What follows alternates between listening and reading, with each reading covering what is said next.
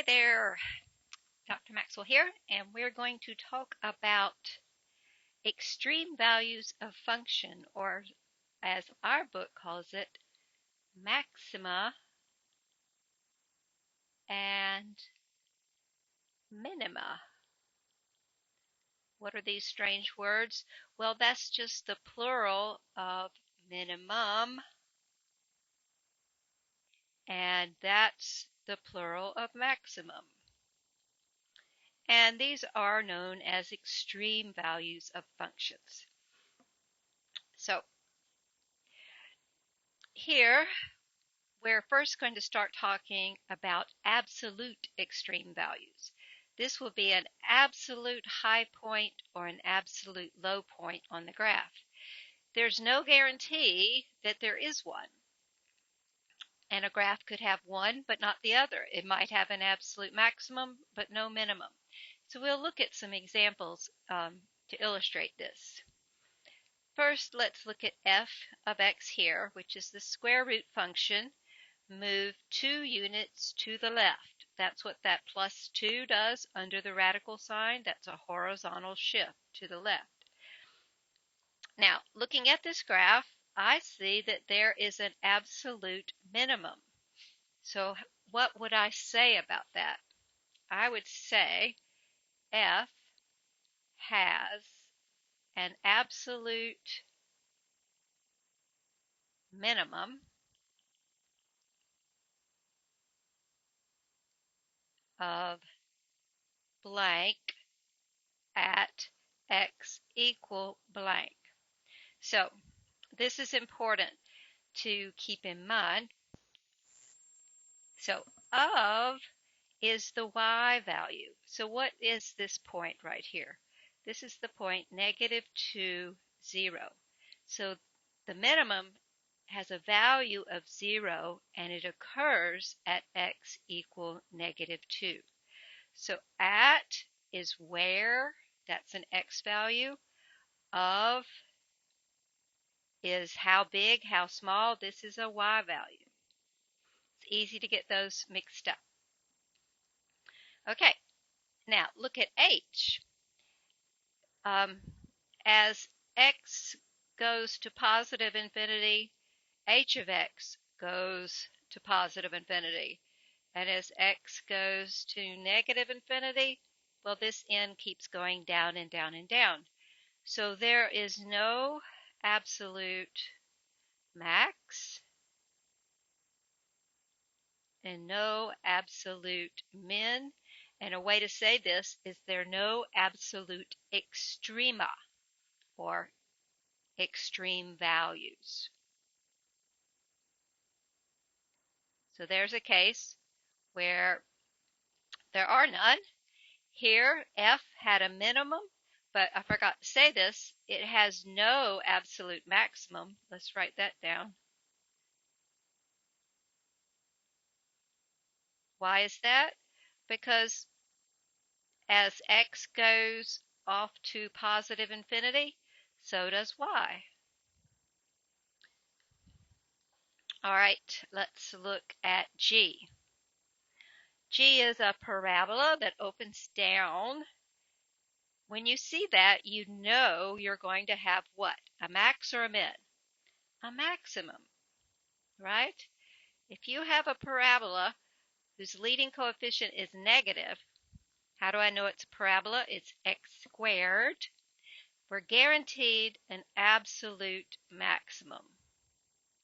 So what is it in this case? Well, let's see. G has an absolute maximum of blank at x equal blank. So this occurs at -1, and it's kind of hard to see from the graph, especially since I've written over it, what that value is. It occurs at x equals -1, and the value of it is -2. So that's the point, -1, -2. also known as the vertex. So does G have an absolute minimum? No. No absolute minimum.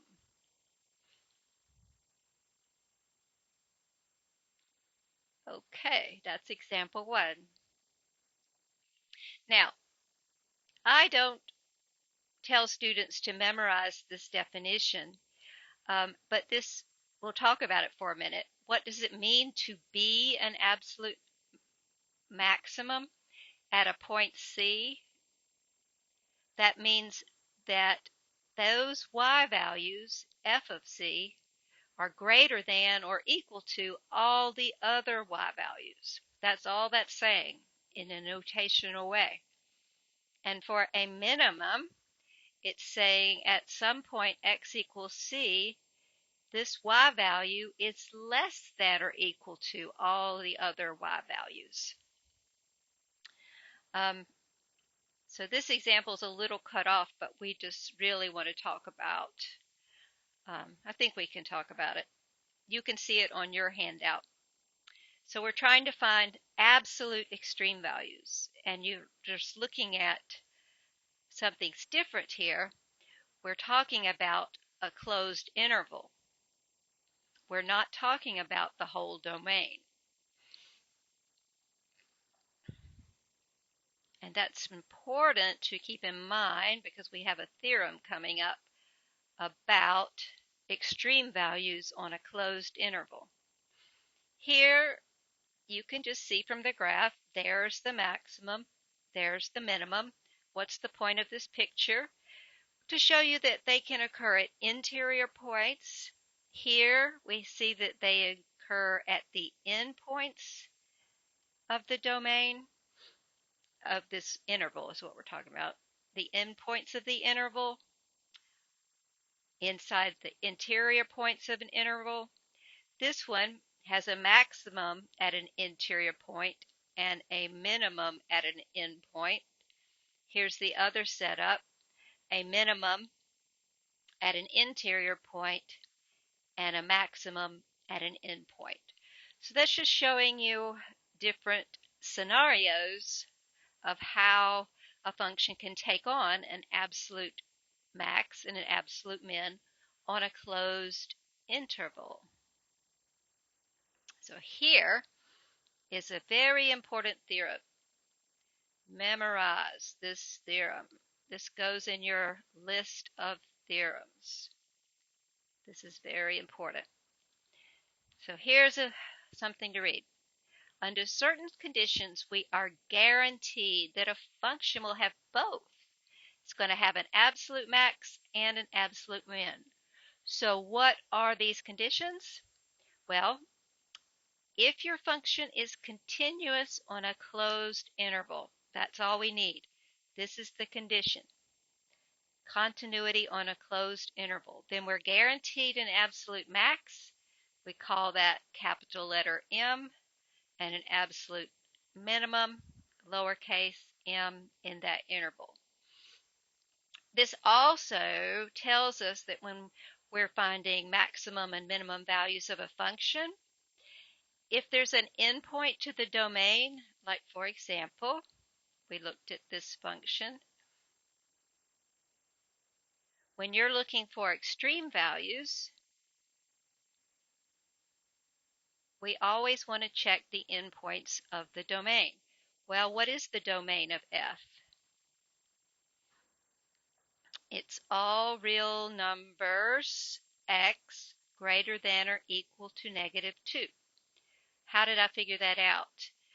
Well, this is a square root function. The rule is whatever is under the square root has to be greater than or equal to 0. So I take that out, I set up this inequality, and I solve it. This tells me x better be greater than or equal to -2. So in fact, there is an absolute minimum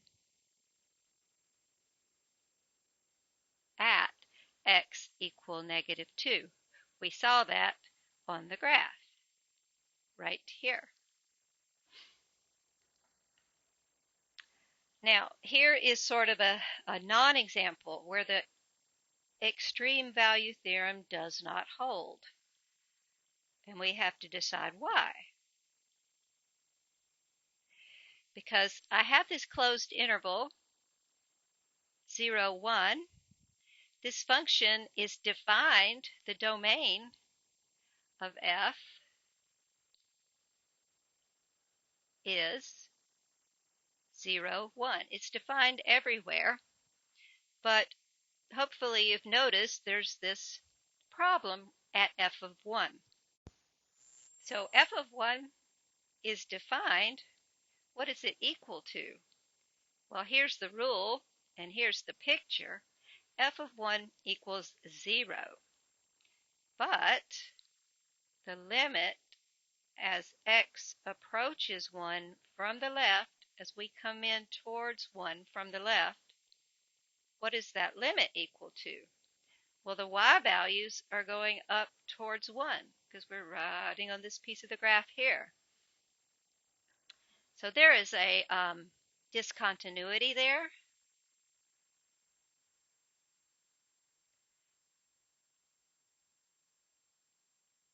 Which, in other words,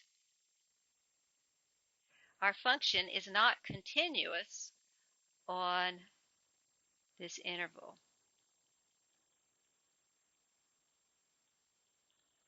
And that is the condition that we need in order to be guaranteed the maximum and the minimum. Now, some other things worth talking about here. I say here that f has no absolute maximum. Is that clear to you? Sometimes that's hard to understand. It's because f of x, the y values, they're approaching 1, but they never get there. This is like the y values get as close as you want to 1, but they never get there. That's an open circle. So the y values get close to 1. Now, there is no number right next to 1. So when you have this open circle here, that's a little hard to understand. It's a very deep concept, really. But if you think about the number line, here's the number 1. As you approach the number 1, there is no number right next to number 1. You can keep getting closer and closer and closer. So there is no maximum value, which is kind of weird. But there is a smallest value. There's an absolute minimum of 0. Now, most of the time, we're looking for local extreme values. Of course, absolute extreme values are very important. And local extreme values are pretty much just what you think. A local max, well, the definition is kind of funny looking. It says it happens at x equals c. So think of this as the point C. So C is a maximum. This is the point C, f of C. It's a maximum, but it's not the absolute maximum. That curve looks kind of funny because the graph keeps going up. So it's a local high point. And a local minimum is similar. This happens at, we'll call this C2, we'll call this C1. So this would be the point C2, f of C2. In this area around x equals c, this is a local minimum. But it's not an absolute minimum because look, the graph keeps going down, down, down. So a local high point is a local max. A local low point is a local minimum. So let's look at these graphs and classify local and absolute extreme values. This example 4 is just like what we looked at here. What is this point here? How would you describe that?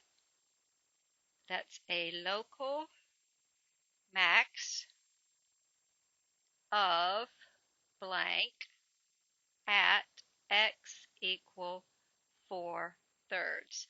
And I did not plug that in, so I could do that for us. Hold on. Yes, I did do it down here. It's approximately 9.5. Um, so we're just going to approximate it. And we also have a local min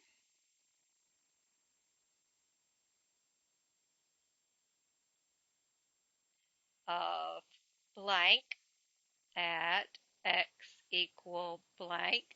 Hope you can see that occurs at 4 and its value is 0. Of is the y value. At is the x value. Now, G has absolute and local extreme values. So let's see. Let's start here. We'll go left to right. I see 2 points there that represent an absolute maximum of blank at x equal blank. Okay, so this first one happens at x equals 0, and the second one happens at x equals 4. And the value of the maximum is 0. This is the highest point on the graph, and it occurs at 0 and 4. It occurs twice. That happens sometimes. Now, what about down here? This is a local minimum because the ends of the graph keep going down, right? It's not an absolute minimum, but around 2, this is a low point on the graph. So I would say G has a local minimum of blank at x equal blank. So what is the value of the minimum? Its y value is negative 16. Where does it happen? At x equal 2. All right. This is just a word of caution. Absolute extreme values are also local extreme values when they're in the interior of the domain. There's nothing wrong with calling this a local. Let me erase something here. I could say that it's both a local and absolute maximum. Some textbooks define local extrema as only occurring on the interior points. We won't run into issues with this. It's just something to be aware of. For example, that first page, there are books that would say if you called this a local extreme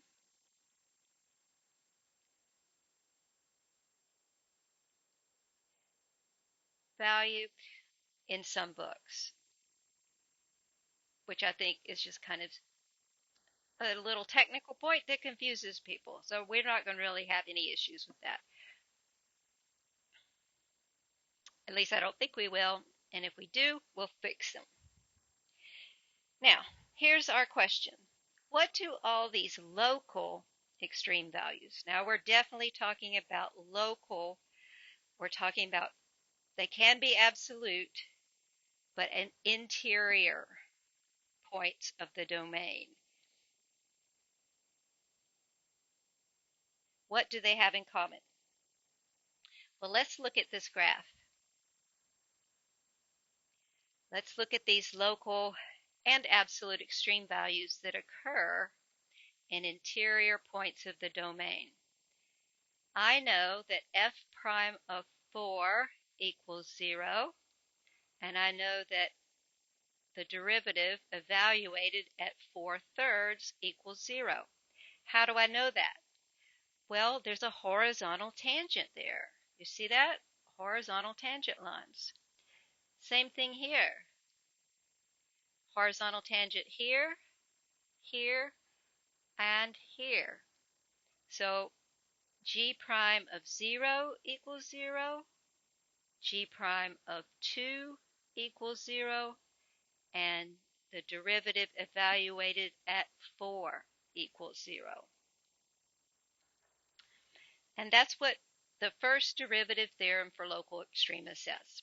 If f has a local max or a local min at an interior point C, and the derivative exists there, the derivative will be equal to 0. Now, here's a word of caution. This only goes one way. Let's go back to that first page.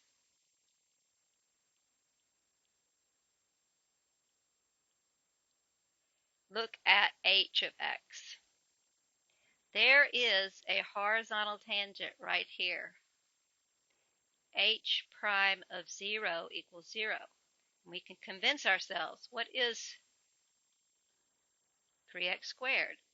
So h prime of 0 equals 0. That's a horizontal tangent, but not an extreme value.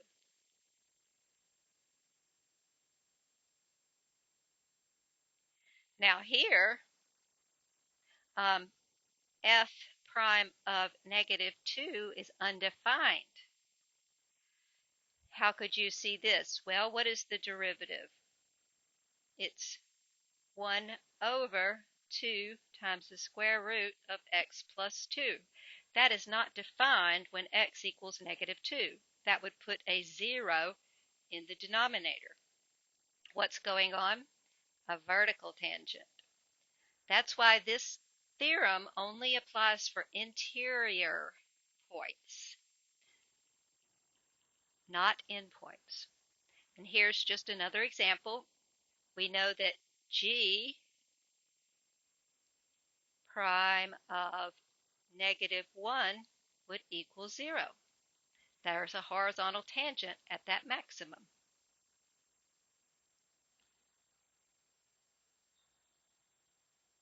Okay. And another thing is a function can have an extreme value where the derivative doesn't exist at an interior point. That good old function, the absolute value of x. Picture's not so great. Let's do that again.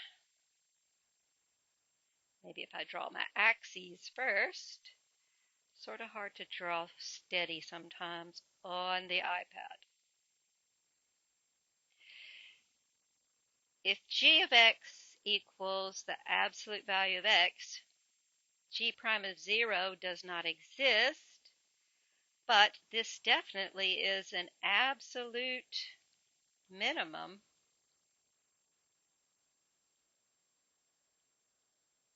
of 0 at x equals 0. It's also a local minimum. It's on the interior point of the domain. So what do we know? And I think we know a lot, really. The only places a function can have an extreme value, that's a local max or a local min, absolute max, absolute min, are these three places. Interior points where the derivative equals 0, interior points where the derivative is undefined, and don't forget to check the endpoints of the domain. Now these first two places get a special name. These are called critical points of the function f. Places where f prime equals 0 or doesn't exist, they're critical points, because that's how we're going to find local extreme values. We're going to take the derivative, set it equal to 0, solve for x, and then check. Are we looking at a local max? Are we looking at a local min?